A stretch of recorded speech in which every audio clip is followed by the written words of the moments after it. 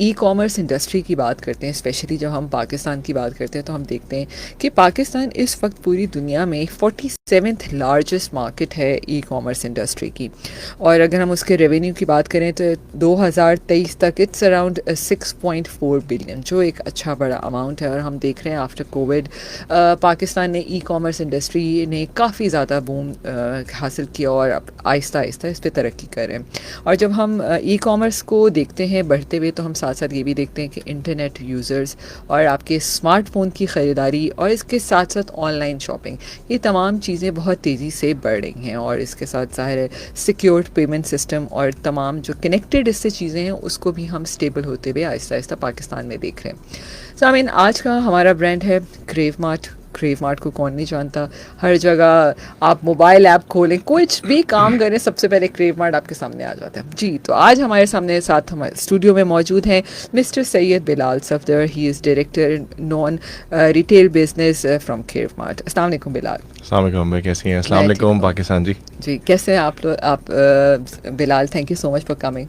It's an honour जी, thank you so much for calling me. बहुत अरसे के बाद हम दोबारा शो कर रहे हैं। 1-2 साल पहले हमने क्रेव मार्ट को डिस्कस किया था, अब तो माशाल्लाह काफ़ी सक्सेस मिल रही है आपको। तो मैं जानना चाहूँगी, वैसे तो क्रेव मार्ट सभी जानते हैं क्रेव मार्ट क्या है, लेकिन अगर एक दफ़ा फिर हमारे सामने इनको बताना चाहें कि व्हाट इज़ क्रेव मार्ट, किसका आइडिया था, व्हाई दिस ऑनलाइन शॉपिंग? बिल्कुल। सो बेसिकली क्रेव मार्ट एक पाकिस्तानी कोई कॉमर्स कंपनी है।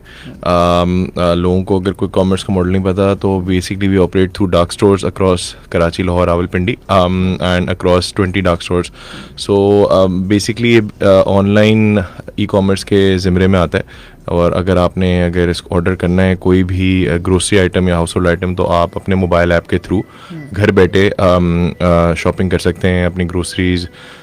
So that is about crave mart. और क्रेव मार्ट कैसे वजूद में है, हमारे जो को फाउंडर हैं वो एक दिन क्रेविंग कर रहे थे और रात के वक्त बहुत सारी दुकानें बंद होती हैं, तो अगर आपको पता हो तो उस हिसाब से उनको ये बिज़नेस मॉडल का आइडिया है कि यार एक कोई कॉमर्स कंपनी बनानी चाहिए जो रात में भी डिलीवरीज कर सके, because we are operational 18 hours a day.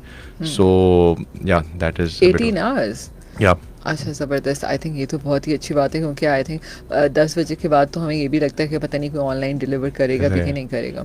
अच्छा ये बताइए बिलाल, आप इतने अरसे से इस ई कॉमर्स इंडस्ट्री से कनेक्टेड हैं, आप पाकिस्तान में इस इंडस्ट्री को कैसा देखते हैं ओवरऑल? अगर हम सिनेरियो की बात करें तो क्या वाकई ही लोगों का ट्रस्ट इतना बिल्ट हो गया है कि लोग कहीं भी बैठे कुछ भी ऑर्डर कर लेते हैं? आई थिंक ई कॉमर्स कोई कॉमर्स एक ग्रोइंग इंडस्ट्री है। अगर मैं आपको एग्जांपल इस तरह से दूँ, आप एक ज़माने में बैंक्स के अंदर जाती थी और वहाँ से पेमेंट चेक के थ्रू निकालती थी, बट अब आप ऑनलाइन IBFTs के थ्रू कर रही होती हैं, राइट? अब आप ऑनलाइन ग्रोसरीज या ई कॉमर्स या अगर आपने कोई लॉन का कपड़ा लेना है तो घर बैठे आप ऑर्डर कर सकते हो, घर बैठे आपके पास कन्वीनियंस आ जाती है, राइट? सो इसी तरीके से अगर मैं ई कॉमर्स की बात करूँ तो आई थिंक जैसे आपने अभी शुरू में बोला था कि it's 47th biggest market of in the world, 5th in terms of population. तो काफ़ी, अगर आप पड़ोस मुल्क देखें तो वो आपसे बहुत कहीं ज़्यादा आगे हैं। आई थिंक पोटेंशियल बहुत ज़्यादा है। और जहाँ तक ट्रस्ट की बात है तो I think trust Aahista Aahista बहाल हो रहा है। बहुत सारी कंपनीज जो हैं वो अच्छा काम कर रही हैं, तो उनको सराहना चाहिए। जैसे अगर आप देखें, आपके पास अब फैशन की बहुत अच्छी वेबसाइट्स हैं, आपके पास क्विक कॉमर्स की बहुत अच्छी वेबसाइट है जिसमें क्रेव मार्ट भी एक है। आप अगर बैंक्स की बात करें, जैसे मैं कह रहा हूँ, तो आप बैंक्स के थ्रू IBFTs कर सकते हैं घर पे बैठ के 2 बजे, रात के 3 बजे, 4 बजे। तो I think e commerce has a very bright future and I see light at the end of the tunnel. So ya it's a bright future. बिल्कुल आप सही कह रहे हैं। आसानी आई थिंक बहुत ज़्यादा हो गई है कि अगर मैं शो करते करते भी मुझे मोबाइल से किसी को ट्रांसफ़र करना है तो मैं साथ साथ कर सकती हूँ। ऐसे ही, बिल्कुल ऐसे ही है। और बाकी में बहुत ठीक है, हम पाकिस्तान इंडस्ट्री को देखते हैं तो हमने देखा कि स्टार्टिंग में बिफोर कोविड की भी बात करूँ तो लोगों के अंदर ट्रस्ट इश्यूज़ था, लोग फील करके चीज़ ख़रीदना चाहते थे। और फिर पाकिस्तान के लोगों को ऐसा भी लगता है कि हमारे पास तो कोई और एक्टिविटी नहीं है कि अब जाके ही हम कुछ वक्त अपना गुजार लें वीकेंड पे फैमिली के साथ।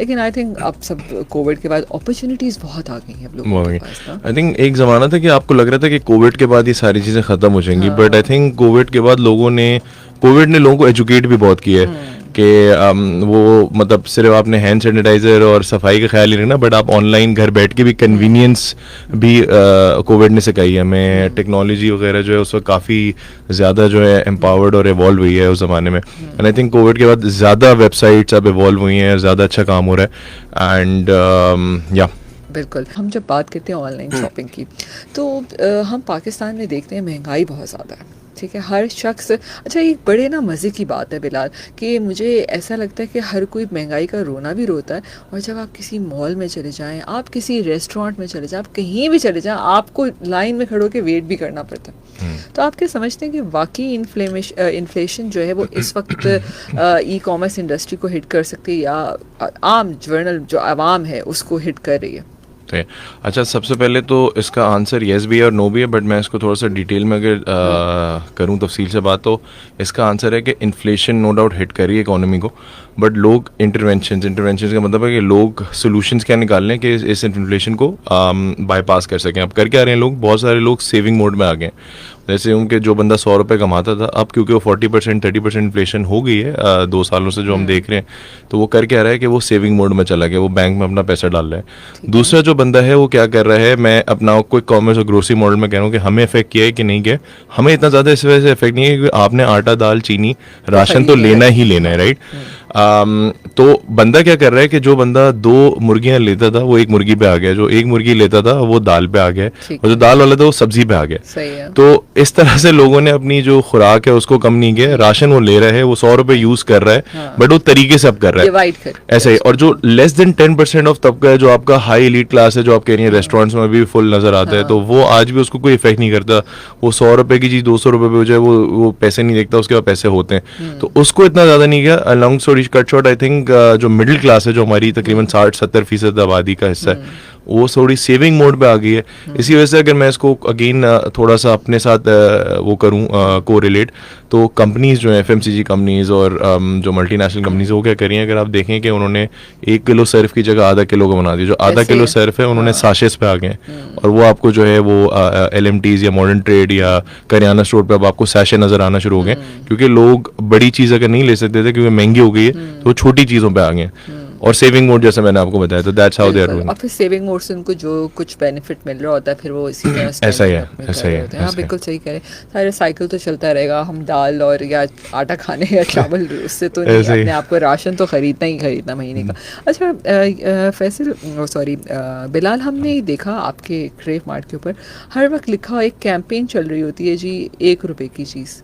मतलब 1 रुपए की कौन सी चीज़ मिलती है इस आजकल के दुनिया में? तो सिक्का भी, वो जो फ़कीर को भी कभी आप दे देना तो वो भी फेंक देता है कि मुझे नहीं चाहिए। जी, ऐसा ही है। सो बेसिकली जो 1 रुपये वाला मॉडल, आई थिंक ये हम इंडस्ट्री में सबसे पहले कोई कॉमर्स कंपनी जिन्होंने मॉडल इंट्रोड्यूस किया, बहुत सारे लोग अब इसको कॉपी भी करें, बट 1 रुपये का जो साइंस है वो इस तरह से था कि हम लोगों ने 1 रुपये, फॉर एग्जाम्पल अगर आलू है, टमाटर है, या कभी कभी अंडे भी 1 रुपये के हो जाते हैं, तो होता क्या है कि वो बेसिकली 1 रुपये का अगर आप जब डालते हैं फ्लैश डील पे, तो आप और मैं जैसे लोग, नए लोग, वो एक्साइटेड होके आ जाते हैं जब हम एक पुश नोटिफिकेशन भेजते हैं। अब जब आप आ जाते हैं प्लेटफॉर्म में, क्योंकि आपको ट्रस्ट नहीं है, तो आप 1 रुपये का तो कोई मसला नहीं है, आप 1 रुपये की चीज़ ले लेते हैं, लेकिन आप कहते हैं यार 1 रुपये की चीज़ में लूंगा तो मज़ा नहीं आ रहा, कुछ और भी ले लेता हूँ, तो आप उसके साथ 10-12 चीज़ें और भी ले लेते हैं। तो that is how we make money. ये एक सीक्रेट फॉर्मूला है, but 1 rupee is like more like a marketing stunt and a bat.